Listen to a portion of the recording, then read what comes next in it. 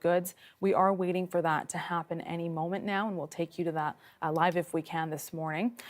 Premier Eby also spoke to the early edition and mentioned how these tariffs are really a wake-up call for Canadians to stand strong and free.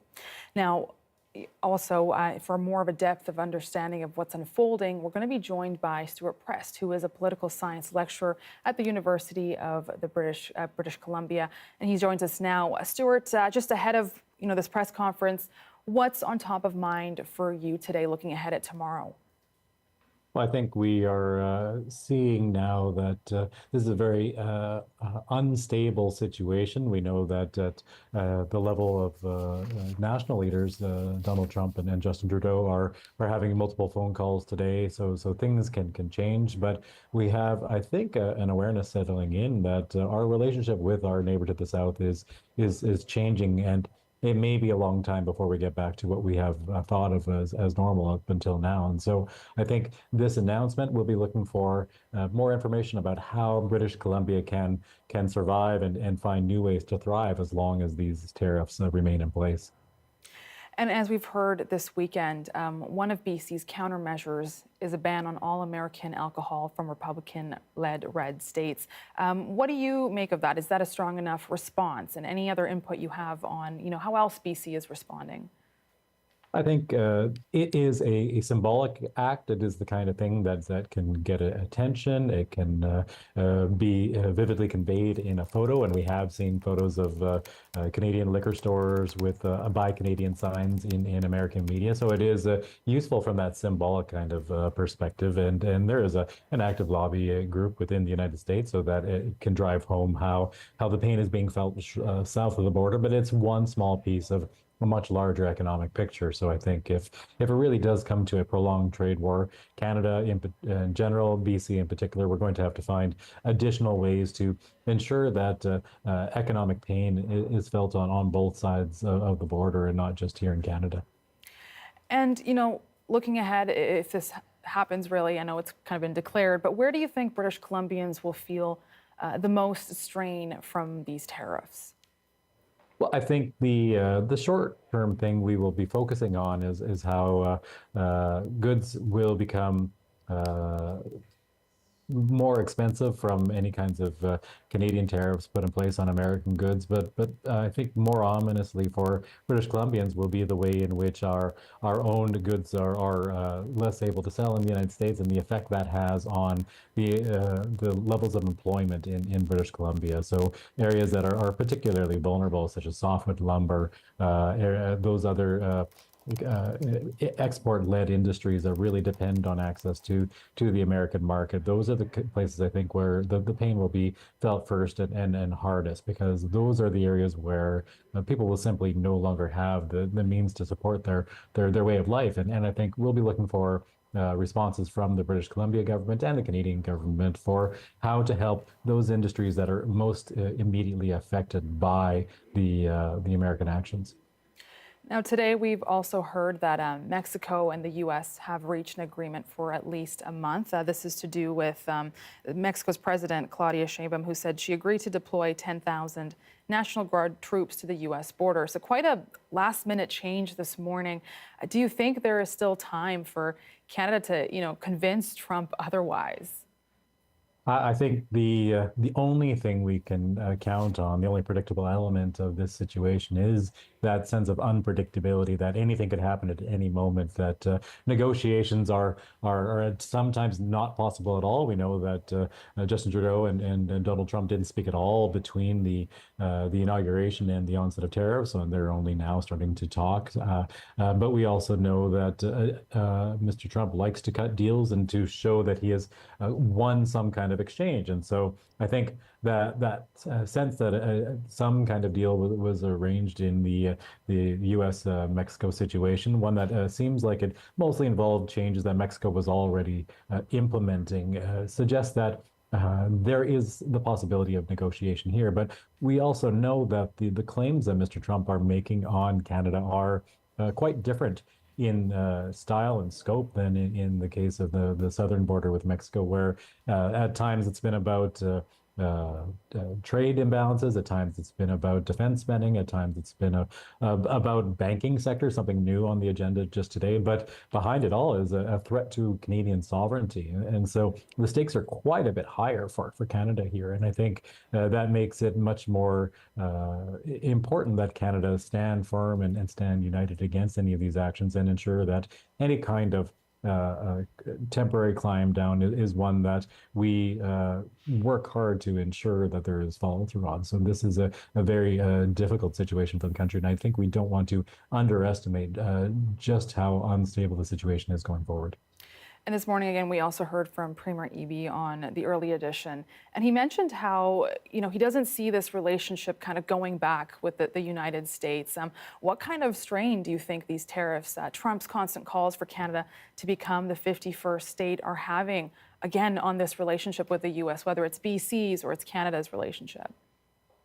I think it's pretty clear that the United States, at least as long as Donald Trump is president, is no longer a friend to Canada, and we have to reconcile ourselves to that fact and deal with the situation, not as we wish it were, but as it is. Canada has a neighbor to the south that is much more powerful than us, and looks at us no differently than it looks at any other state, and seemingly it looks at us in ways that we are easier to pick on and push around than perhaps even non-democracies around the world. It is not unnoticed that Canada came in for a 25% tariff, but China only received a 10% tariff, and that is supposedly a great rival for American power. And so I think we have to get used to the fact that Mr. Trump speaks in a language of power and tends to pick on those he sees as being more vulnerable. And so Canada simply has to find every way it can to show itself to be strong and united and not an easy target. And I think finding ways to work with other states that are being targeted, there are no shortage of targets for Mr. Trump. That can be another avenue for us to move forward. We really need to figure out who our true friends are at this moment. All right, well, thank you so much. That, again, is Stuart Prest, who will join us again to kind of debrief on Premier Eby. And here he is speaking live now this morning. We'll take you to that. Vancouver. And you can see behind me a giant ship that's loading up with copper concentrate from British Columbia. That ship will be going across to Asia, bringing that copper there, where it'll be turned into various products and shipped around the world. It's an example of the integrated nature of the global economy and British Columbia's contributions to it. There are a lot of workers here that help keep the global economy moving. It supports families. These are good jobs. And it's an example of the kind of work that we're going to expand. We face some pretty serious threats from the United States right now, from the president, in terms of jobs that support families here in British Columbia and right across Canada. This is the site that takes in zinc and lead shipments and sends them down to the smelter and trail, where they're smelted, and they also produce critical minerals like germanium that are essential to U.S. industries like the defense industry. And if they're not purchased from the trail smelter through Teck, then they have to be purchased from Chinese firms.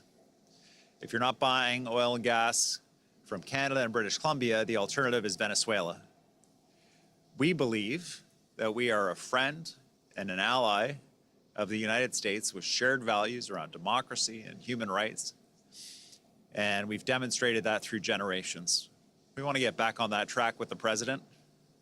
There's lots that we can work on together.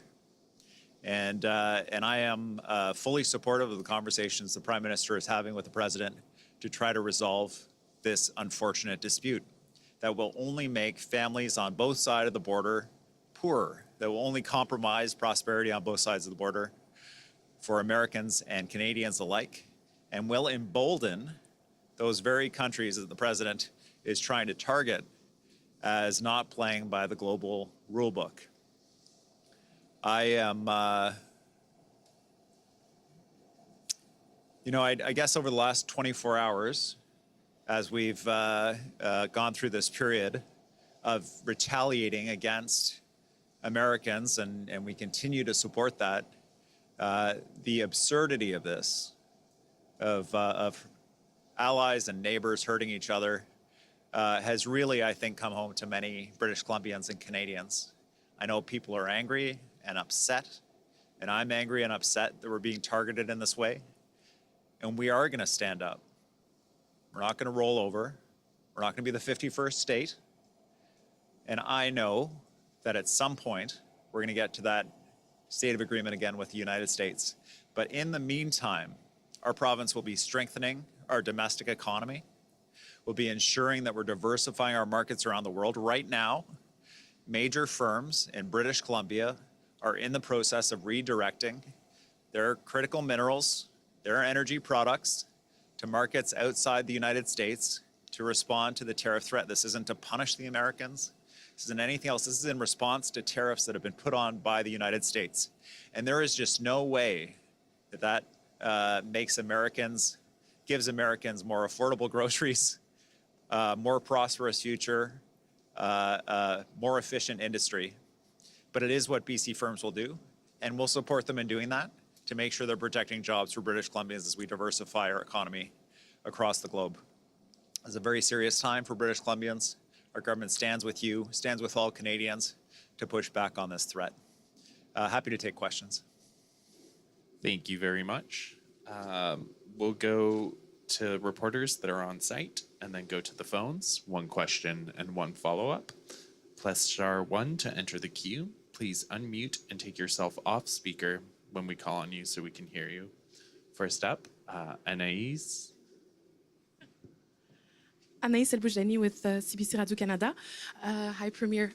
After the announcement of tariffs pause for Mexico for a month, would you consider putting some measures to rest if the U.S. backs down on their threat? And are you also meeting with PM Trudeau to discuss next steps today before his call at 3 p.m. Eastern Time? So our hope for these tariffs is for the best, that the president doesn't go ahead with them. There's no question, both Americans and Canadians will be better off if the president just moves away from the tariff threat. And I encourage the Prime Minister and I support the Prime Minister in engaging with the president to try to find ways to do that. But let's be honest with ourselves. The deal that Mexico got is a 1-month reprieve. And what we're looking at is the next 4 years of potential threats and tariffs and attacks. And what has changed for so many Canadians is almost overnight is feeling like the Americans are our friends, to feeling like the president is out to get Canada, and in particular, to try to turn us into the 51st state. And if you want to see Canadians, I mean, we have a reputation for being a chill, relaxed, kind of easygoing country. You want to see Canadians get their back up and get some things done, then threaten our sovereignty. And so we're going to make sure that we're never again in the position, certainly British Columbia is going to do this, of being so exposed to the whims of one person in the White House. So many Americans are friends and family, and we have such good relationships with them. But we're not going to take that relationship for granted. We're going to make sure that we have other deep relationships, trading relationships, so that our families are safe. We're transforming our economy to ensure our independence and our sovereignty as a province and as a country. Do you have a follow-up? Speeding up natural resources permitting can also, put into question our climate goals and our commitments. John Rustad said, let's take, the climate cap emission out. But what are your, what would you say to people that might worry about our environmental commitments? We have shared values and priorities with Americans on a host of different issues.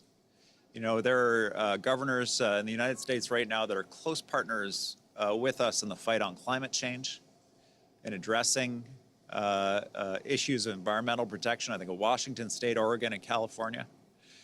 And so the unfortunate piece about this is that through these threats, work that we should be doing together and growing our North American economy and reducing our emissions is compromised. And so for us in British Columbia, we keep our values close to our hearts. We want to protect air and water for our kids. We want to make sure we're fighting climate change. But we're for damn sure going to make sure that our sovereignty is protected in this country and that our families are protected and they can pay their rent and they can buy their groceries. And that is our number one priority, and it always will be. Thank you. Next, we'll go to the phones. Rob Buffin, CTV News. Oh, good morning. Thanks for taking my questions. Premier, I guess my first question relates to what further BC might contemplate doing, in response or retaliation. Doug Ford has announced that he is going to ban U.S. companies from bidding on Ontario contracts. And he's also canceled the Starlink contract, Elon Musk's company that exists with Ontario. Is there something similar that you would contemplate doing? Thanks, Rob. We've already issued letters of direction to Crown corporations and across government that for procurement of major projects, and this is literally billions of dollars in spending, that will be focused, that we are prohibiting those contracts going to American firms. We have a trade agreement with the United States that prevented us from putting a rule like that in place. But when the president rips up that trade agreement, says it doesn't apply and puts on 25% tariffs, then the only response for British Columbians could be, for our public money, just like for our money at the grocery store, it's going to go to countries that support and recognize our sovereignty. It's going to go to Canada first, wherever we can, and we're going to ensure that we're doing those things. And so that's already happened. We were actually looking at Starlink for our last mile completions of connection to high-speed internet for rural communities in the province, especially particularly remote and rural communities. We're no longer looking at Starlink. And I think that's unfortunate. That makes everybody worse off.